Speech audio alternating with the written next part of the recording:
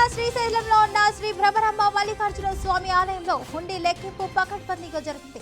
గత 25 రోజుల హుండీ ఆదాయంగా 3,76,22,452 రూపాయల నగదు లభించినట్లు దేవస్థానం చైర్మన్ రమేష్ నాయుడు తెలిపారు. గోల్డ్ అప్రైజర్ హాజరు కాకపోవడంతో బంగారం, వెండి లెక్కింపును వాయిదా వేశారు. కఠిన భద్రత, సీసీ కెమెరాల నిఘా మధ్య అధికారులు, సిబ్బంది పాల్గొని ఈ హుండీ లెక్కింపును నిర్వహించారు.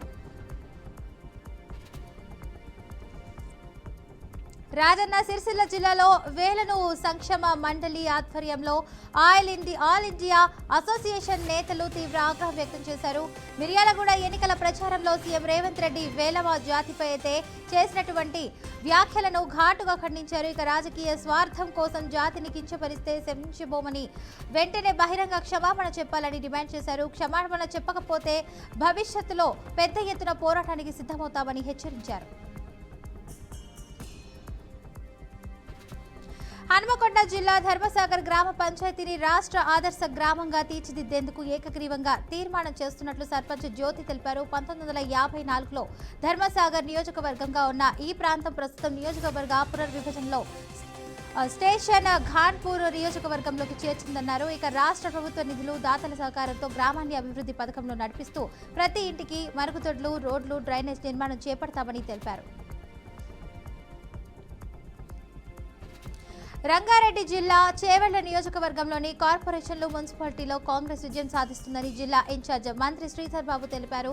సర్వేల ఆధారంగా అభ్యర్థులను ఖరారు చేశామన్నారు. చేవెళ్లలో జరిగిన విలేకరుల సమావేశంలో పలువురు కాంగ్రెస్ నేతలు పాల్గొనగా గత 2 ఏళ్లుగా పల్లెలు, పట్టణాల అభివృద్ధి, సంక్షేమ పథకాలను పక్కా ప్రణాళికతో అమలు చేస్తున్నామని ఆయన చెప్పారు.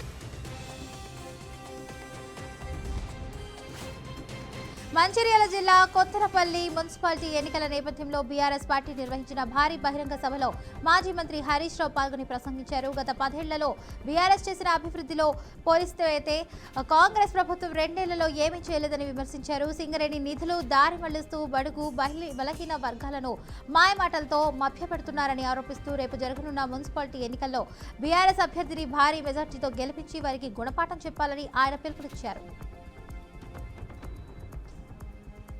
రాష్ట్ర సంక్షేమమే లక్ష్యంగా పనిచేసే ఏకైక పార్టీ జనసేన నాయకుడు పవన్ కళ్యాణ్ అని జనసేన గుంటూరు జిల్లా అధ్యక్షుడు గాధి వెంకటేశ్వరరావు అన్నారు. వైసీపీ నేతలు పరామర్శ పేరుతో రాజకీయాలు చేస్తున్నారని విమర్శించారు. జగన్మోహన్ రెడ్డి రోజా డబ్బులు ఇచ్చి జనాలను అయితే తీసుకొచ్చారని ఆరోపిస్తూ రోజా వ్యాఖ్యలు ఆకులు చవాకులుగా అయితే ఉన్నాయని అయితే ఇలాంటివి సహించబోమని హెచ్చరించారు.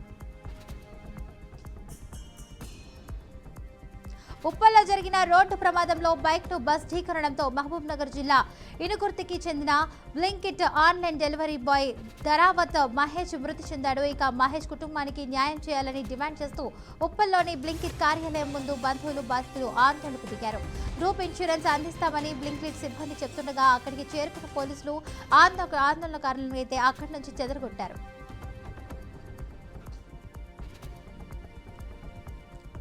Jubilee Hills Vengal Rao Nagar corporator Dedeepya Rao సమావేశంలో ఎమ్మెల్యే నవీన్ యాదవ్ బెదిరింపులకు భయపడుతులేదని తెలిపారు.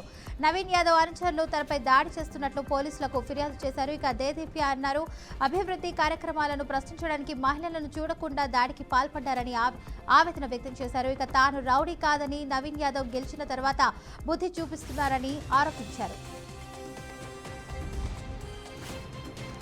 నంద్యాల జిల్లా నందికొట్కూరులో మిడ్తూరు రోడ్డులో ఎస్డీఐ బ్యాంక్ అక్కడి నుంచి అయితే 2,60,000 నగదు తీసుకెళ్తున్నటువంటి వ్యక్తిని లక్ష్యంగా పెట్టి అపహరణ జరిగింది. ఇక చెరుగుచెల్ల గ్రామానికి చెందిన పెద్ద పుల్లారెడ్డి డబ్బు కింద పడాయి అంటూ అయితే దృష్టి మళ్లించగా హెల్మెట్ ధరించిన గుర్తు తెలియని వ్యక్తులు బైక్పై పరారయ్యారు.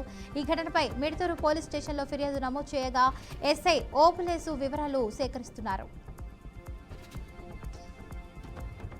అలియాబాద్ మున్సిపాలిటీలో కాంగ్రెస్ నేతలను బీఆర్ఎస్ గుండాలు, రౌడీలు బెదిరిస్తున్నట్లయితే డీసీసీ అధ్యక్షుడు తోటకూర వజ్రేష్ యాదవ్ ఆరోపించారు.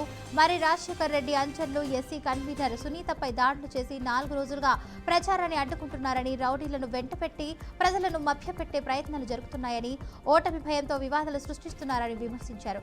కాంగ్రెస్ అభివృద్ధిని ప్రజల్లోకి తీసుకువెళ్తూ ప్రచారం కొనసాగిస్తున్నారని తెలిపారు.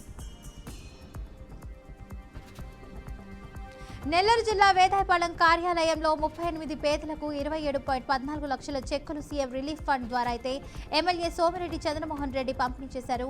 వైసీపీ పాలనలో ఆరోగ్యశ్రీ సేవలు నిలిచిపోగా కూటమి ప్రభుత్వం వచ్చాక సీఎం నారా చంద్రబాబు నాయుడు 672 మందికి 6.28 కోట్ల సాయం అందించారు. ఎన్టీఆర్ జిల్లా కంచుకచర్ల మండలం కీసర గ్రామం 65వ NH పై హైదరాబాద్ నుండి గుంటూరు వెళ్తున్న ప్రైవేట్ ఇంటర్సిటీ బస్సులో మంటలు చెలరేగాయి. 39 మంది ప్రయాణికులు సురక్షితం. డ్రైవర్ అప్రమత్తంతో బస్సును పక్కకు నిలిపాడు. మంటలను నేషనల్ హైవే సిబ్బంది అదుపులోకి తీసుకున్నారు అని ఎస్ఐ విశ్వనాథ్ తెలిపారు. మార్కాపురం జిల్లా నంద్యాల నుండి మార్కాపురం వెళ్తున్న ఆర్టీసీ బస్సు గొట్లగట్టు దగ్గర ఎదురు వస్తున్నటువంటి బొలెరోను ఢీకొట్టింది. బొలెరోలో 4 మందికి తీవ్ర గాయాలయ్యాయి. 2 ఒంగోలు ఆర్ఐఎంస్ ఆసుపత్రికి 2ని తరలించారు. ఇక బస్సులో 37 మంది ప్రయాణికుల్లో 10 మందికి స్వల్ప గాయాలయ్యాయి. ఇక బొలెరో రోడ్డుపై పడిపోయి ట్రాఫిక్ విఘాతం ఏర్పడింది. పోలీసులు వాహనాలనైతే పక్కకు జరిపి ట్రాఫిక్ క్లియర్ చేసి కేసులు నమోదు చేసి దర్యాప్తు చేస్తున్నారు. జనసేన పార్టీలోకి సీసీ గ్లామర్ వచ్చి చేరింది. ప్రముఖ మోడల్ సినీ నటి పవన్ కళ్యాణ్ వీరాభిమాని నిమిత మనోజ్ శుక్రవారం జనసేన పార్టీలో అధికారికంగా చేరారు. హైదరాబాద్లోని పార్టీ కార్యాలయంలో జరిగిన కార్యక్రమంలో జనసేన పార్టీ ప్రధాన కార్యదర్శి రామ్ తాళ్లూరి ఆమెకు పార్టీ కండువా కప్పి సాధారణంగా అయితే ఆహ్వానించారు. పవన్ కళ్యాణ్ సిద్ధాంతాల పట్ల ఆకర్షితురాలై ఆయన నాయకత్వంలో పనిచేసేందుకు ఆమె పార్టీ తీర్థం పుచ్చుకున్నారు.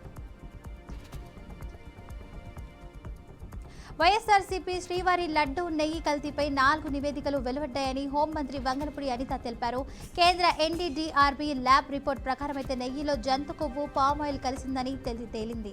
ఇక మొన్నటి వరకు అసలు కల్తీ జరగలేదని వైవి సుబ్బారెడ్డి చెప్పినా ఇప్పుడు పామాయిల్ కలిసిందని అంగీకరించారు. అనిత వైఎస్ఆర్సీపీ నేతలు క్షమాపణ చెప్పకుండా ఎదురుదారి చేస్తున్నారా సిగ్గు అధికారులు? ఇక థర్డ్ పార్టీ వ్యక్తులే చేసింది. ఇక పర్చేజ్ కమిటీ చైర్మన్ సంతకం లేకుండా వీటికి ఎలా జరిగాయి? 2027లో రిపోర్టు వస్తే ఎందుకు చర్యలు తీసుకోలేదు అని నిలదీశారు.